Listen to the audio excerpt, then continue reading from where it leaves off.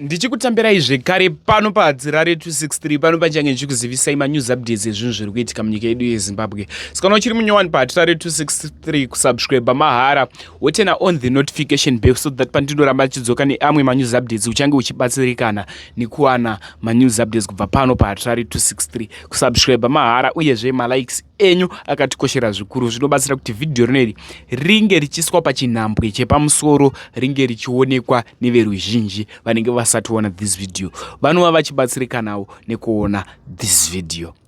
Vadikanise kuziva kwamunozviita nyaya dzepana patinoona nadzo takadzibatanidza tinenge tichiitira kuti muwane zviri kuitika munyika yedu yeZimbabwe zvakati wandei pasame video. First update inyaya yeEdzai Peresu. Edzai Peresu mukadzi iye akazvarwa munyika ino yeZimbabwe, chizvarwa chemuZimbabwe ende akabva kuGokwe. Abva kuGokwe akaenda kunoshava kuSouth Africa ende munhu antori nelife inotoonekerawo kuSouth Africa ikoko. Asi pane dambudziko ratasangana naro vadikani ari kutsvagirwa hama dzake nekuti hameno zvaari kuita akutadza kutaura ende ndichaisa piki rake munhu wekutoti aoda ari kushaya chikafu ane 5 months akazvikira mumba. Imba apa landlord weipapo azotozoita zvekupwanya madhozi kuti mumba umuwane kupinda vanhu. Vanhu vapinda mumba umumu aramba kutakurwa neambulance. Vanhu veambulance vakasvika pakutaura kuti isusu hatimanikidze munhu kuti timutore tiende kunomurapisa. Sevanhu veambulance, sevanhu vanorapa hanzi hatikwanisi kuti tirambe tichimumanikidza zvinhu zvaasiri kuda. Ende kutaura haasi kutaura zvekuti vanhu vanonzwa. Munhu anotori nemota dzake, anotori neupfumi hwake ikoko, asi munhu akazvikira mumba anogara ega. Zviri kunzi ari kuzviitira tsvina zvese paakagara ipapo, ari kuzviitira futi mumba imomo maave ne5 months akangogara ende mvura ari kuiramba haasi kutomboda kana chekunwa. Da kuisirai audio, panchaisa audio ndo panenge pane piki rake. Ndatinzwe kuti nditoita zvekutotaipa ndiri kutoona kuti ndingatotora nguva ndichitaipa. Munhu yarogara muno muRustenburg anogara mulocation mandinogara muno, asi anogara mune imwe street ndo maanogara. Anogara ega, haana mumwe munhu anogara naye. Anonzi Mai Michelle. Ane vana vake vari kuZimbabwe. Anotori nelife yake inotori bo. Ane one room yake yaanolodja. Mumba make motori nemubhedha newardrobe. Cupboard rake rekitchen, kitchen chair yake, machairs ake 4, TV yake plasma 32 inch nemotikari yake yakatopaka panze. Nice portable car of a lady yakatonaka kahunda yake silver kakaita kunge kagrey so nefoni yake. Anotori ne5 months haabude panze, haadyi, haamwe mvura, haite sei, haataure nemunhu, haana wataura naye, anogara akazvikira mumba. Dhora toita kutotyorwa nalandlord. Mapurisa auya kuti azame kuti aendeswe kuchipatara zvikaramba. Ambulance ikadaidziwa ikauya vakazama kuda kuti vapinde mumba vamutore. Ambulance ikati hatimanikidze munhu kuenda kuchipatara. Saka tatraya zvese, tikupe mvura yekumwera, haasi kuda rungozunguza kutaurira, akutotaurira pasi pasi zvokutotadza kana kuburitsa mashoko kudai. Haasi sina kana simba kana energy, but situation mamiriro ayaita, she can die any day. She can die any minute. We have tried our level best. Saka taakutsvaga hama dzake mumagroups kuti ngoona kuti ndanani vanogona kunge vachiziva surname iyoyi, kana paripo vanogona kunge vaine surname vanomuzivawo, vanguya kuzotorwa hama yavo isati yafa.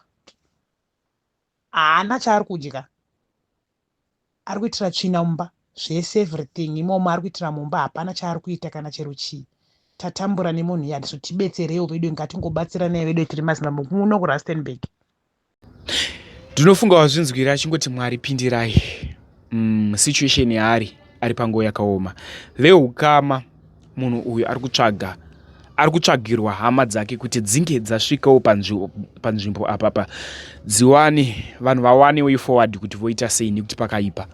Next update ividhiyo remapurisa ayo aifamba kuMbare nezuro achitora mabhero evanhu vanotengesa hembe vaya door to door, vaifamba door to door vachitora mabhero. So video iri rakatorwa masisi social media rakabva ratanga kutenderera, vanhu vakavhunduka kuti kumapurisa uku ndokwa kushanda here kuti vanozotera vanhu door to door futi kwavadi kubata maroads zvava kutera door to door. ndichakuisirai yanga chikandwa achibuda maflat nepamusoro vachikanda murori vachitora vachikanda murori. Dai kuisirai video kashort video ikako wapedza ukaona wotaura zvaunofika mucomment section vandadzoka ndichirova last update ndatione 30 seconds, 47. Iyo. Asi vajike kumapurisa. Mabhero ari kuenda. Kuna kumira musha. Kwakashata. Kuna kutombomira musha. 30 seconds, 47. Iyo. Asi vajike kumapurisa. Mabhero ari kuenda. Kuna kumira musha. Kwakashata. Kuna kutombomira musha. 30 seconds, 47. Iyo. Asi vajike kumapurisa. Mabhero ari kuenda. Kuna kumira musha. Kwakashata. Kuna kutombomira musha. Next update machaina musadaro vana vevhu musadaro vanhu muafrica. Hey, vadikani ndine video randinaro repower bank. Power bank iroro ranga riripo pavideo ipapo. Zvisinei munhu uyu akatenga power bank, atenga power bank akavhura rekutanga abvaona kuti munenge mune madhaga mukati, munenge musina chinhu mukati memabatteries. Ichenjedzo iri kupiwa kune vamwe vanhu kuti chekai zvinhu zvamunotenga. Iri power bank iri rakabva kuchina, kambani iyi ndeyekuchina. Ndakatombotengawo power bank rakadaro, inini ndakatombotengawo power bank rakadaro. Harichaje phone azvite, harisvitse 20%. Dati muone video roro, wapedza kuona video comment section ndeyedu. Utazo unofika comment section. Inisati tare ndaienda sangana zvekare munguva inotevera. Much love. You can see this thing. It's from China. This thing. It looks very good. But I want to open on this thing and show you something.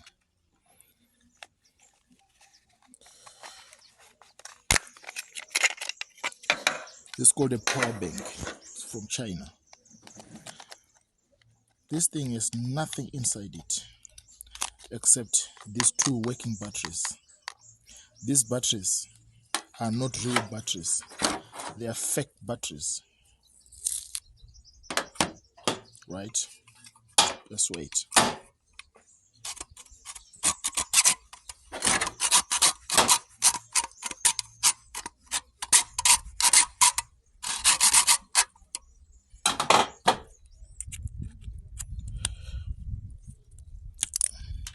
You'll get shocked when you open this thing.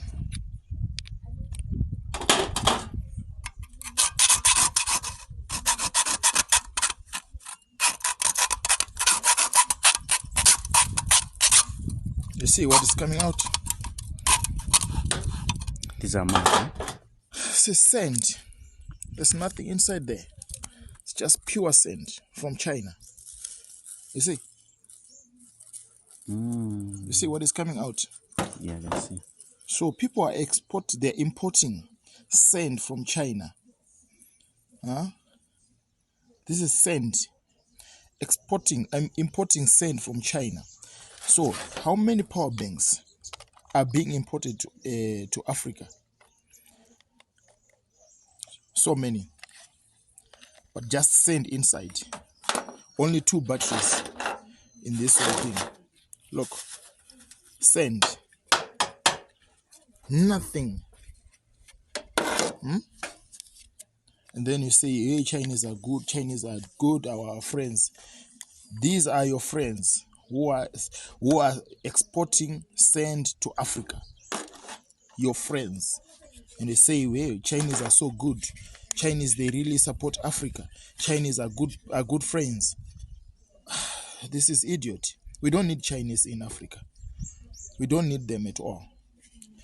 We don't need any Chinese product in Africa. Because these people will soon poison us. Because if they can bring sand to Africa, what does it mean to us? And what are we saying as Africans? What are we saying as Africans? Look at this.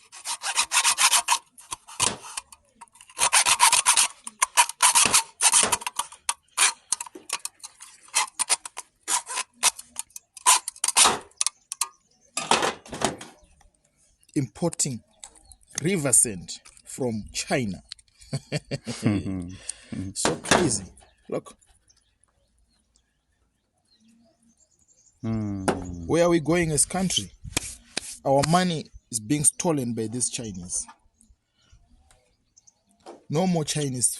We don't need Chinese fake things anymore.